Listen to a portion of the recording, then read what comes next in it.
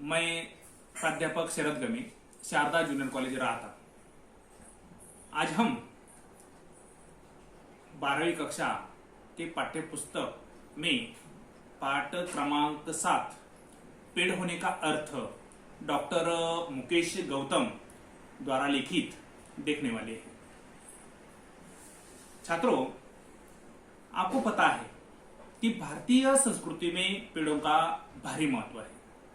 प्राचीन काल से आधुनिक काल तक पेड़ों को हम महत्व देते हैं, लेकिन उनका आदर्श हम लेते नहीं हैं। हमने जब पेड़ का निरीक्षण परीक्षण किया तो पता चलता है कि पेड़ देने वाला है। देने वाला पेड़, उसके बदले में वही हमसे कुछ नहीं लेता। भारतीय संस्कृति का संवर्धन पेड़ों ने किया है। पेड़ों को हम देवता मानते हैं, उनकी पूजा हम करते हैं। आपको पता है, अभी अभी वट पूर्णिमा का व्रत स्त्रियां करते हैं, उन्होंने किया है, उपवास करते हैं और पेड़ों की पूजा भी करते हैं। हमारे संस्कृति में तुलसी का पौधा है। तुलसी का जो पौधा है वही पवित्र हम उनको मानते हैं। देवता के रूप में तुलसी के पौधे को हम देखते हैं। बेल का पेड़ है। बेल के पेड़ के पत्ते हम भगवान शंकर के मस्तिष्क पर अर्पित करते हैं। आगे चलकर आपको पता है कि मनुष्य को जीवन जीने के लिए ऑक्सीजन की आवश्यकता है, और ये जो पेड़ है वही शुद्ध हवा करने के लिए ऑक्सीजन की निर्मित पेड़ करते हैं। कोरोना की महामारी आई, जब लोग अस्पताल में एडमिट हुए, 1 घंटे के लिए ऑक्सीजन, कृत्रिम ऑक्सीजन लेने के लिए कितने पैसे अस्पताल वालों ने लिए। ऑक्सीजन की कमी आई, लेकिन जिंदगी भर मुफ्त में ऑक्सीजन देने का काम, हवा शुद्ध करने का काम ये पेड़ करते हैं। तो पेड़ होने का अर्थ हमने समझना चाहिए। कवि मुकेश गौतम जी ने बहुत अच्छी तरीके से पेड़ के आदर्श मनुष्य के सामने रखने का प्रयास किया है। कवि का परिचय पहले देखिए। डॉक्टर मुकेश गौतम जी का जन्म 1 जुलाई 1970 को उत्तर प्रदेश के सहारनपुर में हुआ। आधुनिक कवियों में आपने अपनी विशिष्ट पहचान बनाई है। आपने आधुनिक भावों को सहज सीधे रूप में अभिव्यक्ति दी है।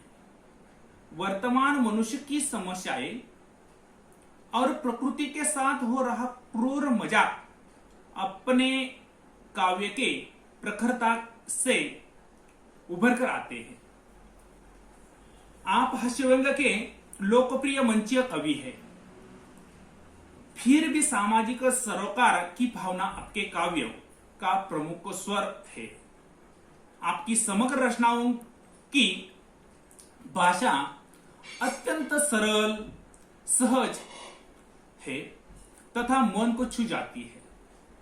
आपके काव्य में बड़े ही स्वाभाविक और लोक व्यवहार के बिंब, प्रतीक और प्रतिमान आते हैं, जो प्रभावशाली ढंग से आपके भावों और विचारों का संप्रेषण पाठकों तक करते हैं। मुकेश गौतम जी की जो प्रमुख कृतियां हिंदी साहित्य में प्रकाशित हुई है वही देखिए। पहली कृति है अपनों के बीच। सतह और शिखर, सच्चाइयों के रूबरू, वृक्षों के हक में लगातार कविता, प्रेम समर्थक है पेड़, इसकी क्या जरूरत थी नामक कविता संग्रह हिंदी साहित्य में प्रकाशित हुए हैं। अभी हम विधा परिचय देखेंगे। प्रस्तुत काव्य नई कविता की अभिव्यक्ति है। नए भावों को व्यक्त करने के लिए काव्य के क्षेत्र में नए प्रयोगशिल्प और भाव पक्ष के स्तर पर किए गए। नए शब्द प्रयुक्त हुए, नए प्रतिमान, उपमान और प्रतीकों को तलाशा गया। फलतः नई कविता आज के व्यस्ततम मनुष्य का दर्पण बन गई है और आसपास की सच्चाई की तस्वीर है। कविता का परिचय देखिए। प्रकृति मनुष्य के जीवन का स्पंदन है और पेड़ इस स्पंदन का पोषक तत्व है। देखिए, कवि ने कहा है कि मनुष्य के जीवन का स्पंदन पेड़ है, उनका पोषक तत्व है। पेड़ मनुष्य का बहुत बड़ा शिक्षक है। पेड़ को कवि ने शिक्षक के रूप में देखा है। शिक्षक क्या करते हैं? मनुष्य को उपदेश करते हैं, अच्छा मार्ग दिखाते हैं, भविष्य काल उज्जवल बनाने के लिए शिक्षक हमेशा प्रयत्नशील रहते हैं और उस मनुष्य का शिक्षक पेड़ है, ऐसा कवि ने कहा है। पेड़ और मनुष्य के बीच पुरातन संबंध रहा है। प्राचीन काल से आधुनिक काल तक पेड़ प्रकृति का संबंध मनुष्य से है। आज भी देखिए, व्यस्त जीवन में सुबह शाम घूमने के लिए हम बगीचे में जाते हैं। बगीचे में थोड़ा घूमने के बाद हम फ्रेश हो जाते हैं। क्यों? तो शुद्ध हवा, फ्रेश वातावरण। प्राचीन काल में ऋषि मुनि तपस्या करने के लिए कहा जाते थे? वन में जाते थे, जंगल में जाते थे, वहां पर तपस्या करते थे। मतलब प्राचीन काल से आधुनिक काल तक पेड़ों का प्रकृति का संबंध मनुष्य का है। पेड़ ने भारतीय संस्कृति को जीवित रखा है और मनुष्य को शंकाशील बनाया है। मैंने प्रस्तावना में ही बताया कि पेड़ों को हम देवता मानते हैं, पेड़ों की हम पूजा करते हैं। मतलब हमारी जो अध्यात्म पर आधारित जो भारतीय संस्कृति है, उनका संवर्धन पेड़ों ने किया है। पेड़ मनुष्य का हौसला बढ़ाता है। हौसला मतलब आत्मविश्वास, मनोबल बढ़ाता है। समाज के प्रति दायित्व और प्रतिबद्धता का निर्वाह करना सिखाता है और सच्ची पूजा का अर्थ समझाता है। कवि ने मनुष्य जीवन में पेड़ की विभिन्नार्थी भूमिकाओं को स्पष्ट करते हुए उनके होने की आवश्यकता की ओर संकेत किया है। देखिए, इस धरती पर मनुष्य का होना बहुत जरूरी है, पेड़ों का होना बहुत जरूरी है। सब कुछ दूसरों को देकर पेड़ जीवन की सार्थकता को सिद्ध करता है। तो मनुष्य के सामने एक आदर्श, अच्छे गुण पेड़ों के माध्यम से कवि ने रखने का प्रयास किया है। प्रस्तुत जो कविता है वही 3 कड़ियों में है। पहली कड़ी है आदमी पेड़ नहीं हो सकता, दूसरी कड़ी है हौसला है पेड़ और तीसरी है दाता है पेड़। तो पहली कड़ी हम देखेंगे। आदमी पेड़ नहीं हो सकता। कल अपने कमरे की खिड़की के पास बैठकर जब मैं निहार रहा था एक पेड़ को, तब मैं महसूस कर रहा था पेड़ होने का अर्थ। मैं सोच रहा था आदमी कितना ही बड़ा क्यों ना हो जाए, वह एक पेड़ जितना बड़ा कभी नहीं हो सकता। या यूं कहूं कि आदमी सिर्फ आदमी है, वह पेड़ नहीं हो सकता।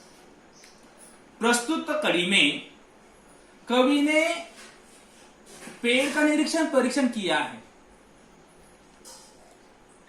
एक दिन कवि अपने कमरे में बैठे हुए थे, खिड़की के पास, और खिड़की से बाहर देख रहे थे। बाहर आंगन में एक अच्छा सा पेड़ था और उस पेड़ का निरीक्षण परीक्षण कवि ने किया और उन्होंने पेड़ के आदर्श गुणों को तलाशा। उन्होंने देखा उस पेड़ की तरफ हरे भरे पत्ते हैं, फल है और उसके नीचे छांव है, ठंडी हवा बह रही है।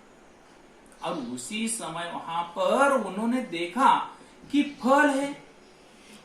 स्वयं खाता है पेड़? नहीं, मनुष्य के लिए देता है। छांव है, दूसरों के लिए देता है। ऑक्सीजन देता है, किसके लिए? दूसरों के लिए। मतलब मनुष्य की सहायता हमेशा पेड़ों ने की है। और उन्होंने सोचा कि पेड़ कितना महान है, वही हमेशा के लिए देता है।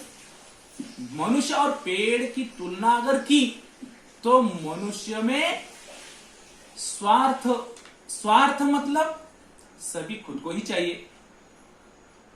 पेड़ निस्वार्थ भूमिका, सभी दूसरों के लिए दे रहा है, छांव दे रहा है, शुद्ध हवा दे रहा है, फल दे रहा है, लकड़ी दे रहा है। मतलब पेड़ का आदर्श हमने लेना चाहिए कि हमने परोपकारी बनना चाहिए। जब हम पेड़ का आदर्श लेंगे तो एक आदर्श समाज निर्माण होने वाला है। इसी प्रकार कवि कहता है कि आदमी ने आधुनिक काल में इस वैज्ञानिक युग में भारी प्रगति की है विज्ञान की सहायता से, लेकिन उसकी तुलना पेड़ से नहीं हो सकती। आदमी सिर्फ आदमी है, वह पेड़ कभी नहीं हो सकता। लेकिन मतलब पेड़ जो है आदमी से बड़ा है। बाकी जो हिस्सा है वही हम अगली तासिका में देखेंगे।